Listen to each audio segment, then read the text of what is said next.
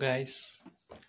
Uh, Baru kali ini ada kesempatan untuk tampil di channel sendiri. Mungkin kesibukan. Dan terima kasih pada rekan-rekan yang sudah subscribe, share channel saya. Untuk channel kali ini kita lari sedikit dari konten asal, tidak lari banyak lah, sedikit-sedikit kita pelbagaikan. Sebenarnya ini request kepada teman-teman juga, rekan-rekan, untuk masukkan konten seperti ini di channel saya. Oke, apa yang kita mau cerita di channel ini hari ini adalah berkaitan dengan cerita seram. Cerita seram. Malam-malam begini cerita seram kan? Oke ya. Kenapa saya ambil cerita seram ini? Sebab saya belek-belek cari-cari di YouTube, terjumpa satu channel yang seram di Sabah nih. Alif Bosku. Saya suka tengok demi channel. Oke, untuk permulaan cerita kali ini, cerita seram ini, kita bercerita tentang diri saya sendiri lah. Apa yang pernah berlaku dalam diri saya sendiri. Nanti kisah-kisah yang lain kita akan teruskan di episode akan datang. Oke, kisah ada begini. Cerita seram. Ini berlaku pada sekitar tahun 1986. Di ketika itu saya berada di darjah 6.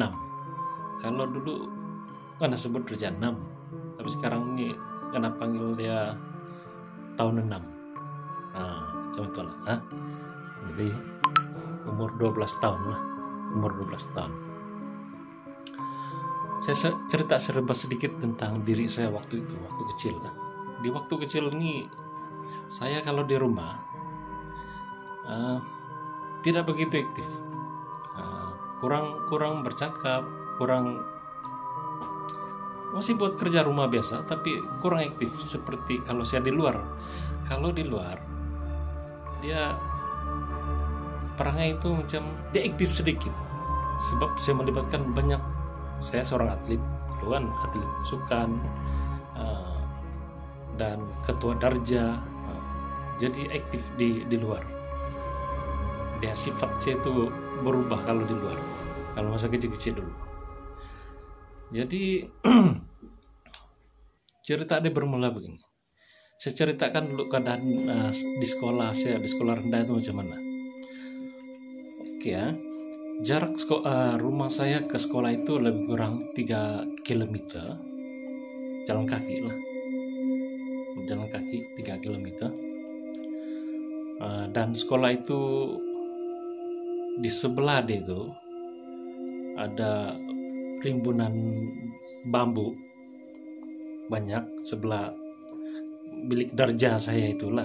Waktu itu tahun 6, darjah 6 itu. Dia rimbunan bambu itu di sebelah dia itu kuburan perkampungan di situlah, kuburan perkampungan kami lah. Jadi yang meninggal akan dikuburkan di situ. Disitulah pusat kebumian bagi warga penduduk di situ. Mau dijadikan cerita begini.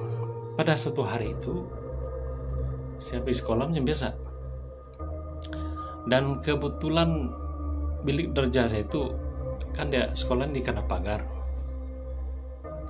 tidak jauh dari pagar itu sebelah dia kuburan, sudah tak jauh, sekejap boleh jalan sampai sekejap. Oke, cerita ada begini. Pada hari itu kebetulan guru-guru ada musyawarah ataupun saya tidak pasti, lupa sudah, tapi dorong tidak masuk kelas. Jadi yang diberi amanah untuk handle itu kelas ialah ketua kelas, dan kebetulan saya memang ketua kelas waktu tahun 6 waktu itu. Jadi apa yang aktiviti kami buat, semua bercerita lah, kelompok ada beberapa orang, yang sana beberapa orang bercerita. Dalam kelompok kami itu kami bercerita lah, kawan-kawan sini bercerita pasal itu kisah seram lah, hantu-hantu yang dia orang ini pernah jumpa begini, cerita itu di pasal hantu. Tapi saya waktu itu saya tidak tahu macam mana, gila-gila punya kepala mungkin, semua saya sangkal orang. Apa yang cerita pasal hantu? Tambirang lah, mana adalah tiada lah hantu. Sebab kebetulan saya ini selalu datang ke rumah makcik saya, melewati kuburan itu. Hampir 1 minggu 2-3 kali saya akan lewati kuburan itu. Kadang-kadang sampai petang, malam pun pernah, tapi tidak pernah menjumpa sosok-sosok seperti itu. Jadi bila ada orang cerita pasal hantu ini macam temberang lah, itulah macam tidak percayalah. Sampai saya berkatakan kalau saya jumpa siap itu saya tampar, saya bilang. Macam yang cakap besar lah kan, cakap besar punya budak-budak kan, cakap besar. Jadi dipendekkan cerita lah, selesailah hari persekolahan waktu itu, baliklah lebih kurang jam 1 balik rumah. Macam biasalah, rutin harian di rumah begitu-gitu, buat itu ini, buat kerja sekolah, sampailah waktu malam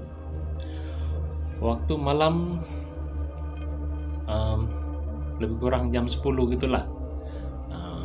Ibu bapak saya sudah tidur, cuma yang tinggal saya dan adik saya lagi tengok TV. Kami tengok TV lah, tengok TV jam 10 malam nih, tengok TV. Tiba-tiba saya rasa mau terkencing.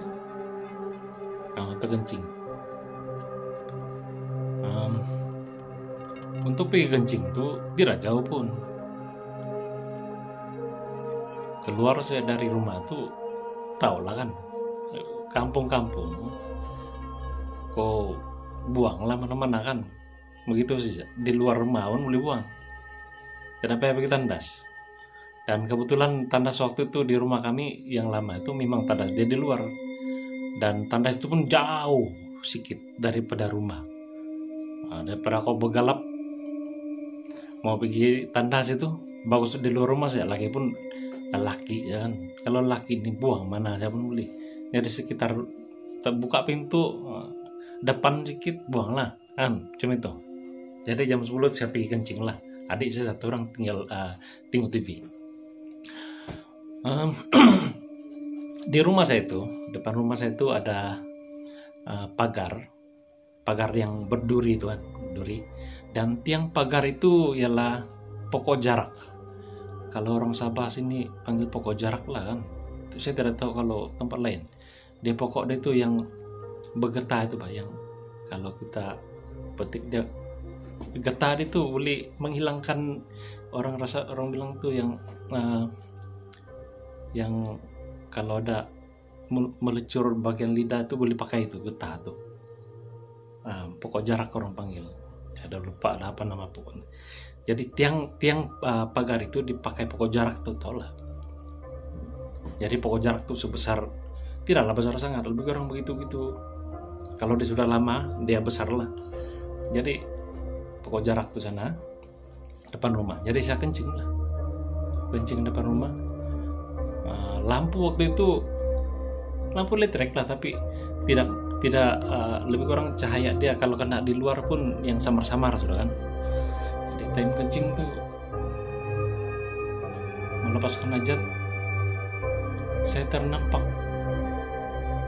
di tepi pagar itu, kan pagar yang buat tuh pagar berduri itu, dia punya tiang itu. Kita tahu lah besar pokok dia macam mana kan. Tiba-tiba saya heran, kenapa pokok pagar itu besar sebenarnya. Tahu lah kita kan, sebab kalau sudah lama tengok tuh keadaan pagar itu, jadi kita tahu macam mana size besar itu pokok pagar, kita hafal sudah bah. Jadi malam tuh saya nampak dari itu, kenapa pokok pagar itu besar, saya bilang. Jadi selepas saya kencing, saya pergilah dekat-dekat sedikit mau tengok apa yang kenapa dia besar, selalu kecil kan. Bila saya mau dekat hampir dengan pokok pagar yang besar itu, sebenarnya tidak besar, dan disitulah saya nampak sesosok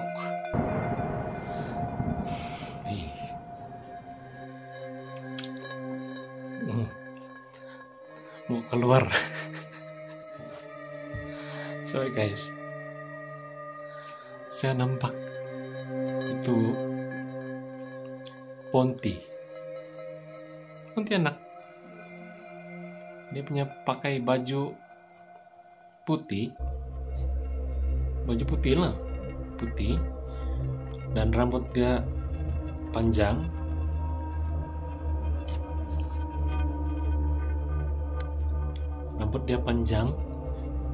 Tertutup bagian muka lah, dia dalam badan gitulah, diam ya. Tapi bukan menyandar, dia di sebalik itu pokok, tapi walaupun dia di sebalik pokok kan dia besar, jadi nampak separuh badan itu dia nampak lah. Dalam begitu dia duduk ya, macam dia berdiri dan rambut dia mengurai ke depan, jam tuh. Kamu tahu apa sobat? Paham lah kalau budak kan, umur 12 tahun, apalagi masuk dalam lah. Saya panggil lah dia, saya panggil nama lah. Coba kau sini, coba kau tengok tuh, coba kau tengok di pagar sana. Saya tanya gitu, dia datang lah, tengok. Sekali kami tengok, kalau yang ada adik saya keluar kan, tengok tiada sudah. Kenapa ada saya nampak satu malam? Kenapa ada saya nampak satu malam? Sebab kan cerita besar masa di sekolah hari itu, hari yang samain. Cerita besar di sekolah yang tambirang lah sama kawan-kawan kan di sebelah itu kuburan. Mungkin ini Makcik Ponti ini terdengar mungkin, ini budak ini mau ajar sedikit. Nah, disitulah saya nampak. Ini penampakan pertama saya dalam hidup itu, umur 12 tahun. Dan lepas itu pandai kasih kurang-kurang sudah itu yang cakap besar itu, karena sudah pernah nampakan. Itulah cerita saya masa kecil-kecil dulu. Dan selepas itu bila pergi tempat rumah makcik saya pun lewat kuburan tuh tidak berani sudah satu orang, minta kawan-kawan sudah, sebab sudah ada penampakan kan. Oke guys, itulah cerita saya. Oke, mungkin next ada banyak lagi yang selepas saya lewati umur 12 tahun itu.